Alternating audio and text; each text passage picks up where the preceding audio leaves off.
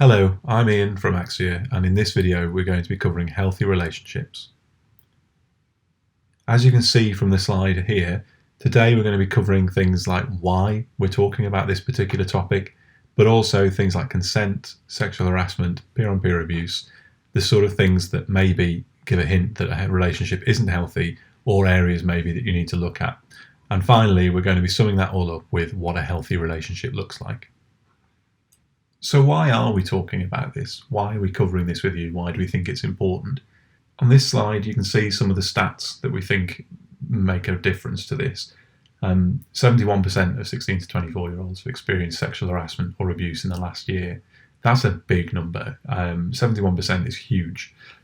The fact that it's in the age ranges that we're talking about, 16 to 24, largely they're new relationships, maybe people who haven't had much experience in relationships in the past and don't necessarily understand the issues and the behaviours that maybe are flagging up as harassment or abuse. 50% of 16 to 19-year-olds experience dating and relationship violence. This is what most people would call domestic abuse, but because 16 to 19-year-olds aren't living together normally, or more often than not they aren't, they're living with parents and family and that kind of thing, that's why it's termed that way. You'll have seen the 45% of apprentices figure in the past if you've watched the peer-on-peer abuse video. It is a shocking figure from our side, and we have to accept that the reality is some of our apprentices are experiencing sexual harassment in the workplace. So we need to make a focus on that. And finally, 16 to 24-year-olds are significantly more likely to experience domestic abuse than any other age groups. I think the reasons that we're looking at the younger age groups principally is technology. The reality of social media, tracking devices, air tags, mobile phones, all of that kind of thing, is that it's made domestic abuse, harassment, sexual violence easier for the perpetrator. In the past, if you wanted to track somebody, you had to have some kind of wireless device that you would put in their car or anything else. Now they're carrying it on their person at all times. It's their phone. But this isn't necessarily exclusive to 16 to 24-year-olds. The reality is that domestic abuse, harassment, all of these things are experienced by the older age groups as well. So the first thing that we're going to be looking at is consent. The poster on the side there, if it's not a hell yes, it's a no. It doesn't necessarily need to be a hell yes, but it needs to be an enthusiastic yes. I think that's the message here. Consent is agreeing to do something by choice and having the freedom and ability to make that choice. If you feel pressured, like you don't have a choice, you're forced, you're being manipulated into it, that isn't consent. And that applies to everything in a relationship as well as sex, not just sex. You know, you'll find that a lot of the time consent is very much focused towards sex and sexual activity. But the reality is, in most relationships, consent is necessary throughout the whole relationship. You've got to agree with things, you've got to support things and be on board with things. You can't be in a relationship where your attitude is, yeah, all right then, okay, maybe, yeah, whatever, if that's what you want to do. It's not really an effective or healthy relationship if that's the case. But I am going to reiterate here that it is extremely important when it comes to sex. There should be consent from everyone involved all the time, every time, throughout every encounter. Now, nobody's suggesting that you need to be checking, and going, oh yeah, do you agree with this? Am I okay to do this? Is this, like get absolute firm consent on everything? It would be weird and not a very good sexual experience if somebody wanted you to sign a document every time that you do something different in the bedroom. However, you do need to check in with your partner during sex. It's not enough to say, do you want to have sex, and then just go and do whatever you fancy doing without checking in with them. You can say things like, do you like that? Is that okay? Shall we try? Whatever it might be, there are ways to do that. And really the key is good communication, like it says at the bottom there. You need to be able to communicate effectively with your partner all the time, but also critically during sex. If you're saying, okay, or all right, or maybe, or your partner is doing the same and it's not enthusiastic, read the room, understand the signs, and maybe stop what you're doing and check in with them to make sure that everything is okay. Sex is supposed to be enjoyable and fun, and if one party isn't involved or enthusiastic about it, then it's not going to be that. And frankly, your partner deserves better and you deserve better. from a sexual encounter than pressured and forced. Peer-on-peer abuse is sexual harassment that takes place between, or abuse that takes place between children under 18-year-olds. In 2022, there are over 103,000 child sexual abuse offences recorded by police. That was the first year that it's been over 100,000. It was actually an increase of 15% from 2021. The reality of that is it's strongly believed that the biggest proportion of child sexual abuse is unreported, like it says there at 80%. That works out that about 1 in 10 children in the UK are experiencing some form of sexual harassment or child sexual abuse. About 500,000 children every year. It's a really concerning stat, and something that, if you've watched the peer-on-peer abuse video, you'll know we need to cover in detail. It is important. And we have a legal duty as an education establishment to protect our under 18 learners, but we also have, we believe, a duty to make all of our over 18-year-olds aware of this, because it may be they have younger siblings, or maybe they have children themselves at that age, and they need to know the reasons behind this. So next we're going to look at sexual harassment. Now again, you may have seen some of these things before, but sexual harassment is anything of any behaviour from somebody else of a sexual nature that leaves you feeling upset, worried, concerned, distressed, humiliated, any of those sort of feelings. If you feel that somebody is sexually harassing or sexually abusing you, chances are that it probably is sexual harassment. As you can see from the list there are plenty of things, and that's just a sample. There are lots of other things that are sexual harassment. And if you're experiencing any of these things in a relationship or in general, we would like you to come and speak to us, speak to your trainer, speak to Yvonne Licata, the designated safeguarding lead at Axia, speak to me. All of the contact details will be on a slide at the end that you need, and they'll also be in the handouts that are provided with this video. Moving on to coercive and controlling behaviour.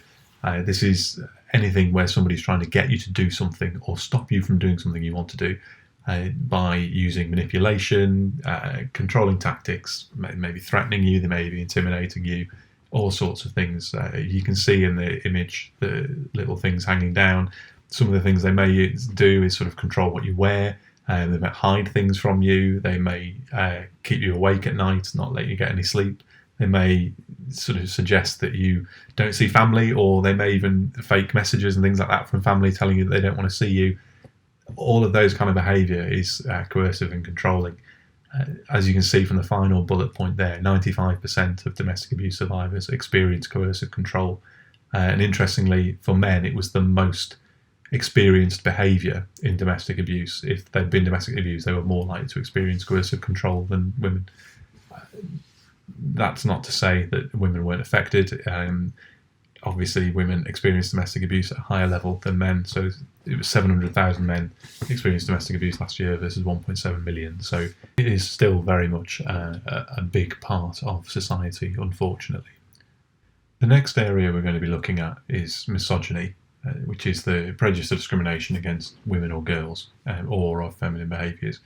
Now, this is exclusively a male issue, in that only really men can be misogynists. That doesn't mean women aren't affected. They are. Society is, in general, quite misogynistic, but there has also been a rise and increase of misogynistic behaviours and of misogynistic messages, particularly by the likes of Donald Trump and Andrew Tate. If you haven't seen or heard of Andrew Tate, congratulations, first of all. But secondly, he was a world kickboxing champion, I believe, but he then developed into a social media personality who focuses on male development, I think he would say. I would say that he focuses on misogyny. He regards women as objects, as their purpose is to please men. He's said some hideous things about women that I don't want to repeat. He's not a great role model for men, but he purports to be, he tries to be, and that's what his social media background is. He's currently in prison or under house arrest in Romania for rape and organised crime. He's not a good person. Whilst he hasn't been found guilty of those charges, the fact that they've been levelled says a lot about the person he is. His rise is one of the reasons that we're seeing headlines like misogyny is the biggest and most unflattering trend of 2023. but it's also the reason we have this incel culture, which is involuntary celibates. These are young men, predominantly men, who believe that they are owed relationships by society, and in particular they are owed sexual relationships by society, and that the reason that they can't have those relationships that they want isn't down to their own behaviour and their own patterns of behaviour. It's more down to the nature of society, and that there are alpha males and beta males, and women will always go for alpha males, and various other things that just aren't true. But that's led to an increase of incels, who are then more likely to harass and target women, leading to an increase in violence against women and girls, which we're seeing not just in the UK but across Europe and really across the globe. It is an issue, and misogyny and the people who promote it are causing that problem. So we've covered a number of areas where it may be red flags or signify that you're involved or know somebody involved in an unhealthy relationship. So the next slide really is talking about what are the facets of a healthy relationship. What does a healthy relationship look like? When we've run this session live before, quite often the first thing people say is communication. And I don't know whether that's because I've mentioned it in the slides already, but it is a big part of a healthy relationship. If you can't communicate effectively with your partner, that is going to cause problems. It's probably going to lead to a lack of trust and a lack of honesty if you're not open and communicating effectively with each other, which, as you can see there, are key things as part of a healthy relationship. You've got to respect each other. You've got to treat each other as equals. You can't have a power imbalance in a relationship or in a healthy relationship because it causes problems. You need to make sure that your relationship and your friends' relationships are presenting these healthy relationship factors. Unhealthy is pretty much the opposite of everything in the healthy, as I'm sure you've noticed. And then when we get into sort of the pink side of the image here, it's abusive, and that isn't just an unhealthy relationship. It's a dangerous relationship. It's one that you should be actively encouraging your friends or yourself to get out of, because it's going to cause problems. It's potentially putting themselves in great danger, and nobody wants that. So what should you do if you see or experience these things that we've spoken about today? Well, the first thing really is to tell someone.